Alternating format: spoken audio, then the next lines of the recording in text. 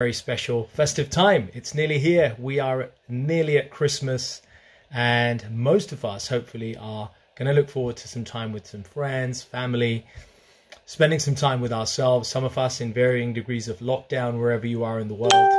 You may be a little bit more limited in where you can go about. But there's one thing I think that we can all benefit from, and I want to share right now with you my 5 steps to increasing your self-love.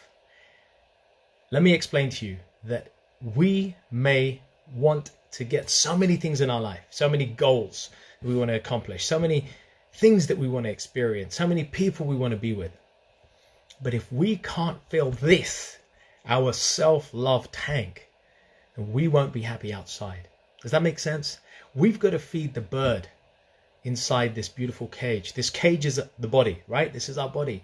And the bird is us, our spirit, our heart, our soul.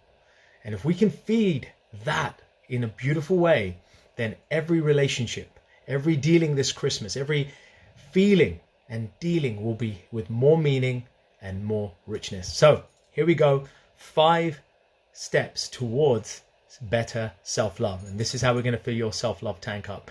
Right, stay with me on this one. These are the ones that I've experienced in my own life. These are the ones I've experienced with coaching clients, even corporate coaching clients, people who have taken this on board and really use this to infuse it inside their dealings with people, but also with ourselves, that special time that we need.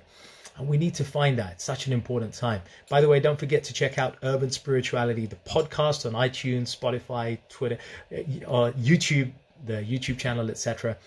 And let us get straight into this. So, the 5 steps to self-love.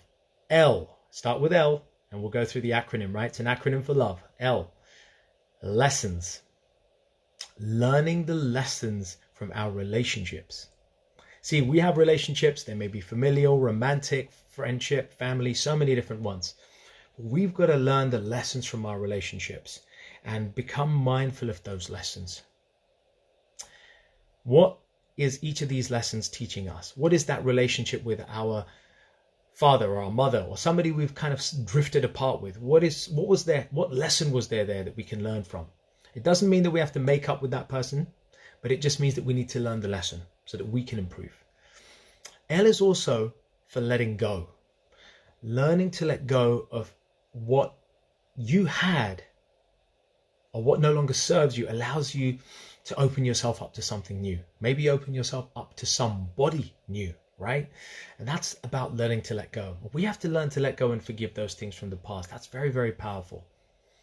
Then O, so L-O.V.E, O. O is for opportunity. And for me, we got to look for opportunities where you can give love, right? So when we're talking about self-love, part of that is to give love. Where can you give love and be given love? Right? Is it with your friends? Is it with gatherings over Christmas or the New Year? Is it with yourself and a great book to read, right? Is it with you and some time for yourself? Looking for opportunities. So O is O for opportunities. Finding situations where you may never have thought you'd find love, but you find love. O is also for openness. See, we've got to be open to getting love from unexpected sources. It may come from sources we don't know. And the other thing, one coaching client of mine said that I've been getting love from my family and friends and work colleagues so much, but my inner critic is so loud that it was drowning out all the love and appreciation I was getting from other people because I was so self-critical. So think about that. Is that you? Could that be you? Okay, V. V is for value. What value can you bring to a relationship? What values can you nurture within yourself? Like, what values do you want to aspire for? Generosity, forgiveness, openness, resilience, transparency, fortitude. What is it that you want to cultivate? What values can you cultivate?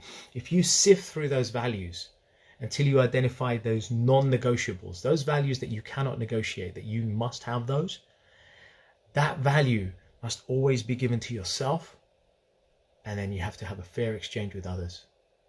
So that's V for value. And then we have E, L-O-V-E. The E in self-love is emotional intelligence. Some of you have heard of IQ, the intellectual quotient, right? So EQ is the emotional quotient. It's better known as emotional intelligence. One of the things I coach in training. And emotional intelligence is the ability to be able to be more self-aware, have self-control, learn to control our emotions, learning to listen empathetically and actively with people, and learning to respond rather than react. So we're raising our EQ during this time when people are going to be hanging out with each other. And by doing that, by raising our EQ, we become more resilient. We become more self-aware of our emotional states. We learn to be able to have behavioral self-control, habit self-control, and all of that helps us to build our own self-love tank, because we learn to say no to things that we shouldn't be or we don't want to do. We learn to politely say no. We learn to say yes to opportunities we want. And all of this comes into the art of cultivating emotional intelligence.